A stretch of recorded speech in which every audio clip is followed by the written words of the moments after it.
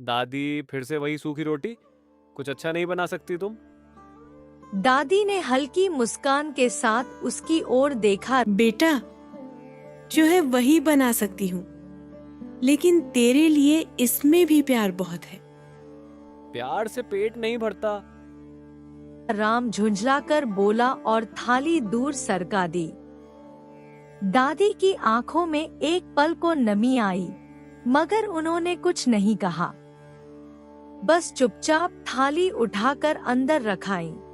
दादी पैसे दो, मुझे दोस्तों के साथ जाना है। बेटा, आज तो मेरे पास नहीं है, कल मजदूरी मिलेगी तो। हर बार यही बहाना, तुमसे कुछ नहीं हो सकता। राम गुस्से में दरवाजा पटक कर चला गया। दादी दरवाजे के पास बैठ गई। हे भगवान, मेरे बच्चे को समझ दे। समय बीतता गया। दादी ने उसे अपने खून पसीने से पाला, हर तकलीफ सहकर उसे बड़ा किया। लेकिन उसका स्वभाव नहीं बदला। दादी ने एक दिन कहा, तू अब बड़ा हो गया है, कुछ काम धंधा कर ले। मुझे मत सिखाओ, मैं अपनी जिंदगी खुद जी सकता हूँ। राम ने तिरस्कार से जवाब दिया। फिर उसकी शादी हो गई। राम अपनी पत्नी पर चिल्लाया, तुम्हें समझ नहीं आता? इतना भी नहीं कर सकती?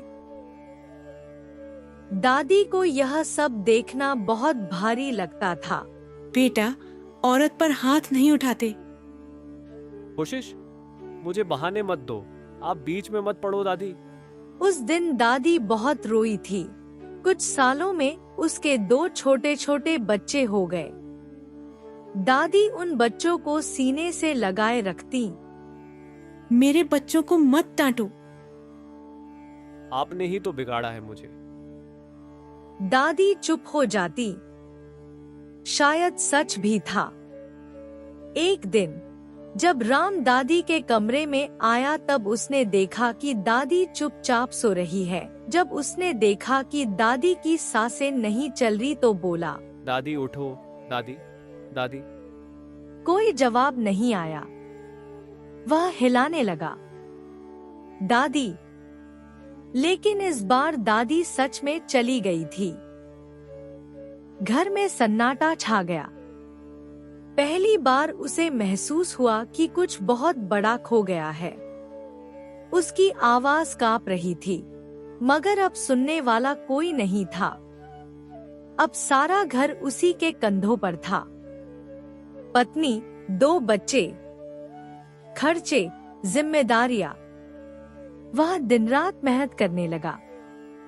धीरे धीरे उसका व्यवहार बदलने लगा। साल बीत गए। बच्चे बड़े हो गए। पापा, मेरी शादी की बात चल रही है।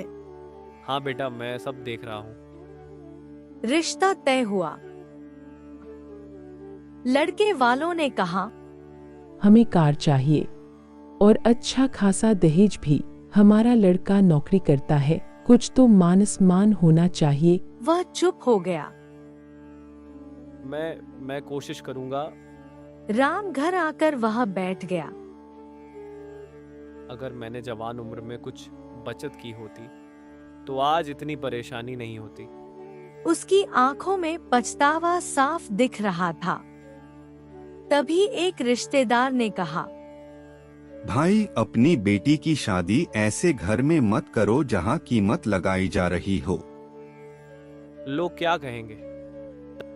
लोग तो कुछ भी कहेंगे, पर बेटी की जिंदगी ज्यादा जरूरी है। अपनी लड़की की शादी ऐसे घर में करो जहां उसकी इज्जत हो, ना कि आपके पैसे से प्यार हो। ऐसे लालची लोगों के यहाँ रिश्ता मत करो मेरे भाई। दादी, अगर आप होती तो क्या कहती? जैसे अंदर से आवाज आई, बेटा, इंसानियत सबसे बड़ी होती है। अगले दिन वह लड़के वालों के पास गया। मुझे माफ करना, मैं ये रिश्ता नहीं कर सकता। मेरी बेटी कोई सौदा नहीं है। वह घर लौटा तो उसकी बेटी की आंखों में आंसू थे।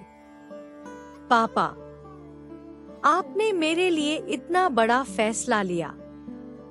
उसने बेटी का हाथ पकड़ा।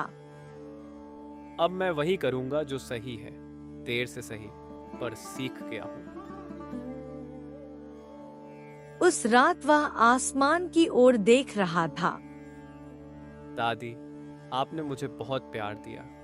काश मैंने समझा होता। हवा हल्के से चली, जैसे किसी ने उसे माफ कर दिया हो। कहानी यही सिखाती है, प्यार की कद्र समय रहते करनी चाहिए और बेटी की इज्जत किसी भी दहेज से बड़ी होती है।